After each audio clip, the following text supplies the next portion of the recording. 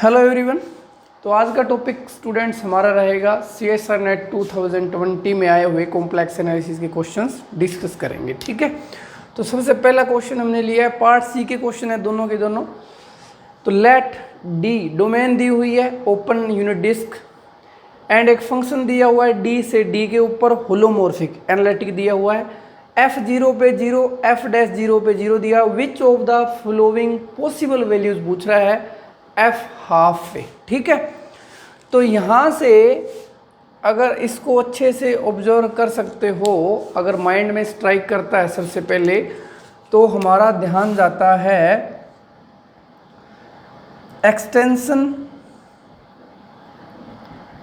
Extension of Schwartz lemma.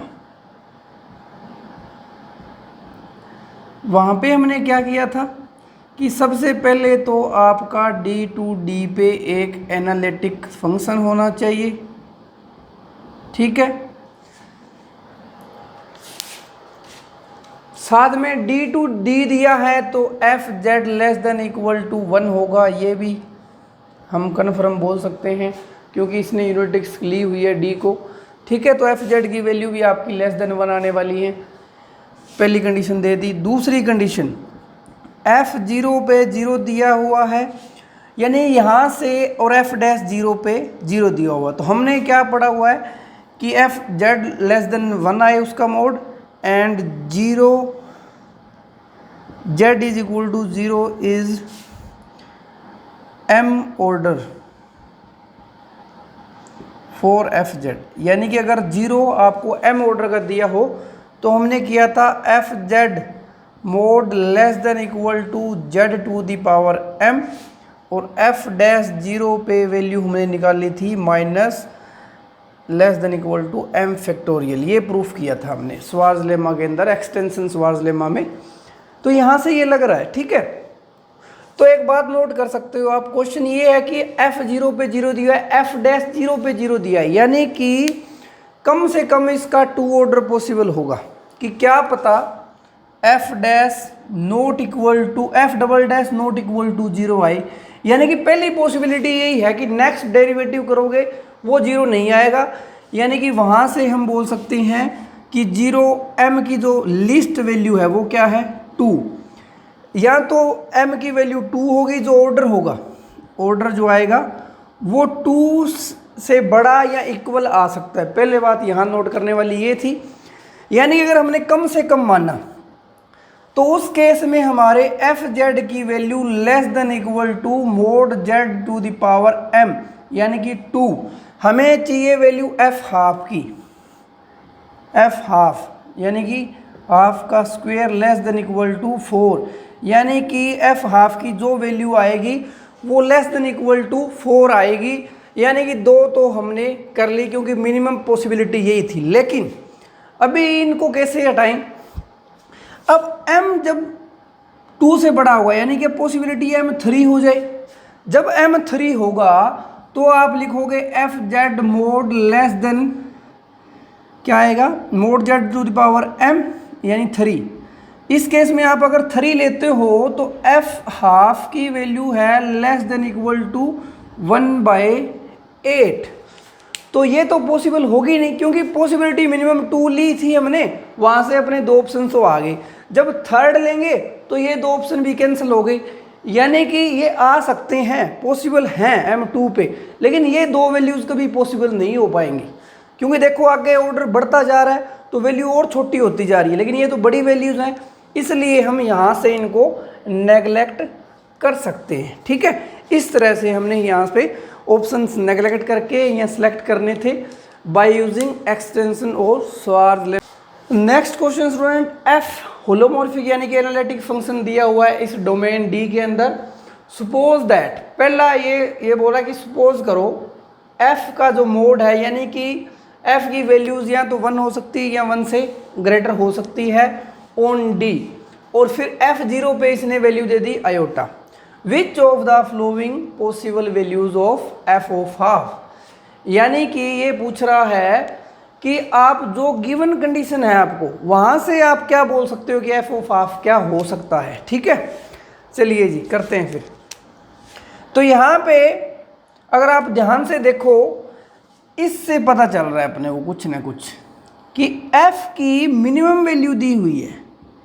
Minimum value of F Z क्या है on the domain D पे जो given है वो है जी 1।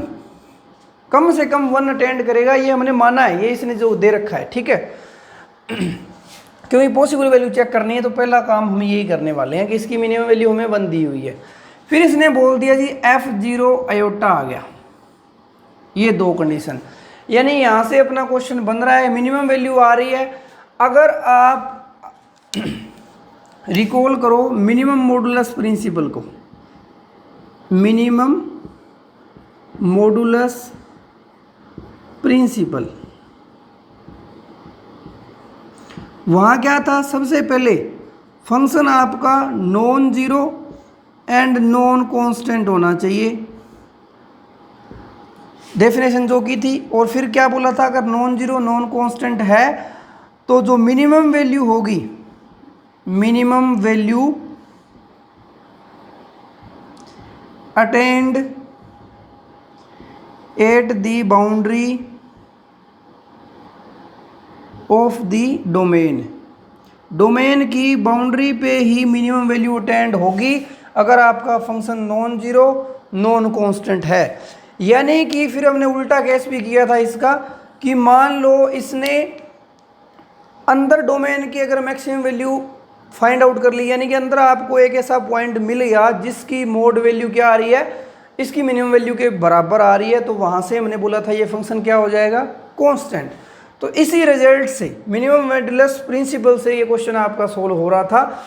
यानी कि अगर ये देखो f0 आयोटा, इसका अगर आप मोड लेते हो तो वो क्या आ रहा है 1, और 0 कहाँ है, डोमेन के अंदर, यानी कि अंदर वाले पॉइंट पे ये मैक्सिमम वैल्यू अटेंड हो चुकी, उसकी मैक्सिमम मिनिमम मॉडुलस की वैल्यू अटेंड हो चुकी, यानी कि फंक्शन आपका क्या आएगा, कांस्टेंट आएगा by using minimum modulus principle. यानी कि इसने अगर f0 को आयोटा लिया हुआ है ना तो वो आयोटा ही होगा, तो एक वैल्यू तो ये है पॉसिबल, ठीक है। अब बाकियों के बारे में हम कुछ नहीं बोल सकते, क्यों, क्योंकि हमें यहाँ पे तो दी हुई है f0 पे आयोटा वैल्यू, ठीक है। अब f अपना अगर ग्रेटर देन 1 मानेंगे फिर हमें कुछ सपोज करना पड़ेगा अपनी तरफ से, तो कोई कुछ मान सकता है, कोई कुछ मान सकता है, तो इसलिए इनको तो हम नहीं लगा सकते, ठीक है।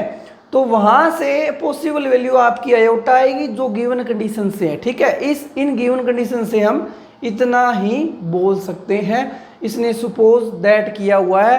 अगर आप सपोज करोगे कोई भी ऐसा फंक्शन जो 0 पे आयोटा वैल्यू देगा, 100% श्योर है वो कांस्टेंट ही आएगा, तो वैल्यू आपकी हमेशा क्या रहने वाली है, आयोटा, ठीक है। तो इस तरह से हमें ये क्वेश्चन करना था। काफ़ी इजी क्वेश्चन था वैसे तो, लेकिन कई बार जल्दी से ये कुछ रिजल्ट्स होते हैं जो हमारे माइंड में स्ट्राइक नहीं करते, तो कन्फ्यूजन भी होती है वहाँ पे। तो ये जल्दी से करने के लिए प्रैक्टिस से किया जा सकता है, जितनी ज़्यादा प्रैक्टिस करोगे उतना माइंड सेटअप आपका अच्छा होगा, और वहाँ पे भी आप एग्ज़ाम के अंदर भी ईजिली इन क्वेश्चंस को इस तरह से हैंडल कर पाओगे। नेक्स्ट क्वेश्चन स्टूडेंट्स, पहला क्वेश्चन हमने लिया पार्ट सी का, ये भी 2020 जून में पूछा हुआ है, और ये है पार्ट बी का क्वेश्चन, ठीक है। तो सबसे पहले इसको चेक करते हैं। आपको फंक्शन दिया हुआ है e⁻z प्लस आयोटा -1, पूछ रहा है which of the following is true. तो ये पूछ रहा है सबसे पहले तो f के पास फाइनाइटली मेनी जीरोज हैं। पहले तो इसको देखते हैं इस ऑप्शन को ही कि जीरो होने का मतलब z plus iota is equal to 1। 1 को आप लिख सकते हो e⁻ आयोटा पाई 2n पाई, ये लिख सकते हो, ठीक है। अब दोनों साइड कंपेयरिंग करोगे तो 1/z प्लस आयोटा जो आएगा वो आपका आ जाएगा 2n पाई के इक्वल, ठीक है। यहाँ से आपको z जो मिलेगा वो मिलेगा जी 2n पाई 1/2n पाई माइनस आयोटा, ये मिलेगा। ये क्या है, जीरोस, किसके, फंक्शन के, ठीक है, काम हो गया अपना इसी से। तो ये फाइनाइट तो नहीं है ना, n को 1 करोगे तो अलग आएगा, 2 3 4 जो पुट मर्जी करते जाओ, यानी कि काउंटेबली बोलता तो चल जाता काम, ये फाइनाइटली बोल रहा है, ये ऑप्शन कैंसिल हो गया। फिर बोल रहा है कि f has a sequence of zeros, zero की सीक्वेंस बनेगी। अब सीधे एक चीज़ चेक कर रहे थे क्योंकि इसमें बात कर रहा है सिंगुलरिटीज़ की, ठीक है।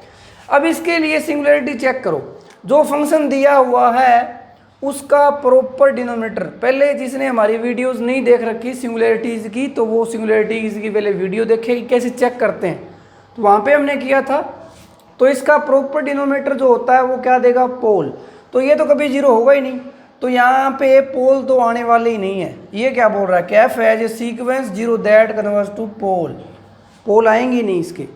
फिर हमने किया था, अब इसके पास रिमूवल भी नहीं है क्योंकि यहाँ से जो प्रॉपर डिनोमिनेटर होता है वो तो हमें जीरो पुट करने पे क्या देता है, पोल, और इम्प्रॉपर होता है वो हमें देता है एसेंशियल। तो इम्प्रॉपर का डिनोमिनेटर क्या है, जेड प्लस आयोटा, उसको जीरो पुट करोगे तो जेड माइनस आयोटा, यानी कि जेड माइनस आयोटा आपकी एसेंशियल सिंगुलरिटी आ सकती है, रिमूवल तो आ ही नहीं सकती क्योंकि इसके पास तो एक ही सिंगुलरिटी है, वो भी कौन सी, एसेंशियल।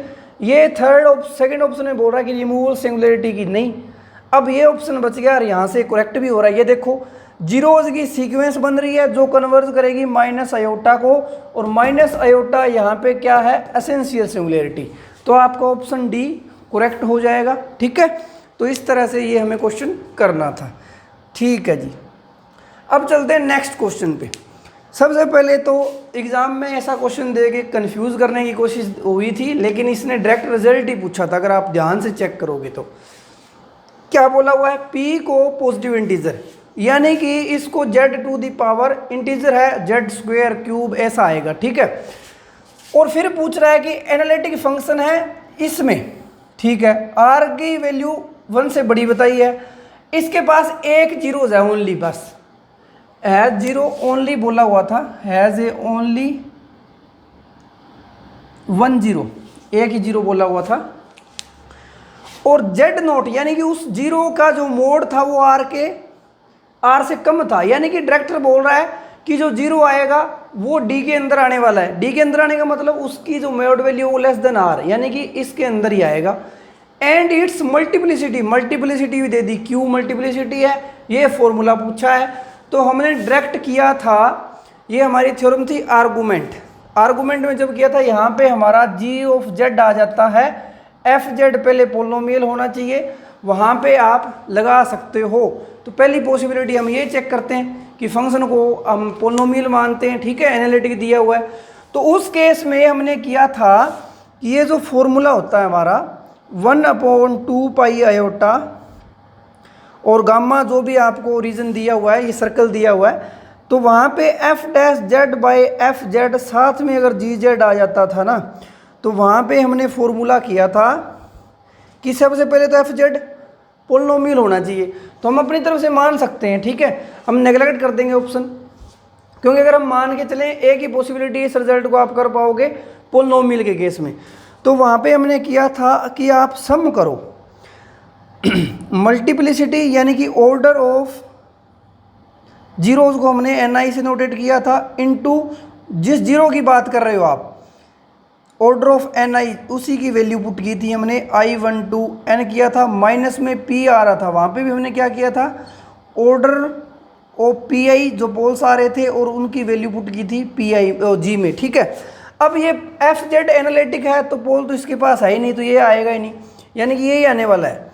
और इसके पास जीरो क्या है, एक ही अकेला जीरो है, तो पहले आप क्या करोगे, ऑर्डर ऑफ एन आई यानी कि मल्टीप्लिसिटी क्या दी हुई है, अकेला जेड नोट जीरो है उसकी मल्टीप्लिसिटी क्या है, क्यू दी हुई है, यानी कि क्यू इंटू जी के अंदर वो पुट करोगे वैल्यू जो जीरो आपको दिया हुआ है, यानी कि जी जेड आपका क्या है, z to the power p, उसमें जीरो की वैल्यू पुट कर दो, तो जेड नोट पुट करोगे उसकी पावर पी, यानी कि ये आपका आंसर आ जाएगा। डायरेक्टली रिजल्ट था आर्गूमेंटेड थ्योरम से, तो ये फर्स्ट ऑप्शन आपका करेक्ट हो गया, बाकी नेगलेक्ट हो गए, क्योंकि वहाँ से आप मान सकते हो कि एफ जो भी आपका हम पोलिनोमियल लेके चल रहे हैं, तो ये बाकी नेगलेक्ट हो जाएंगे, ये ऑप्शन आ जाएगा, ठीक है। इस तरह से आप कर सकते हो, क्योंकि ये रिजल्ट आप तभी लगा पाते हो जब एफ जेड आपका क्या हो, पोलिनोमियल। तो इस तरह से 2020 में जो जून का पेपर था 26 नवंबर को, तो वहाँ पे हमसे क्वेश्चन काफ़ी रिजल्ट बेस पे पूछे हुए थे, ठीक है। अब डिपेंड करता है कि उस टाइम आपका माइंड सेटअप कैसा था। अगर आप इस क्वेश्चन को समझ पाए इजली तो आपके लिए करना पॉसिबल था, अदरवाइज अगर आप इस स्टेटमेंट में कंफ्यूज हो गए तो करना इजी नहीं था, ठीक है। ये भी हम नहीं बोल सकते कि बिल्कुल इजी सा था, वो तो माइंड सेटअप की बात है कि माइंड में सबसे पहले जो स्ट्राइक करता है उसी तरीके से करते हो। तो आप प्रैक्टिस करो, प्रैक्टिस करोगे तो ईजिली से वहाँ इजी क्वेश्चन हो जाएंगे आपके।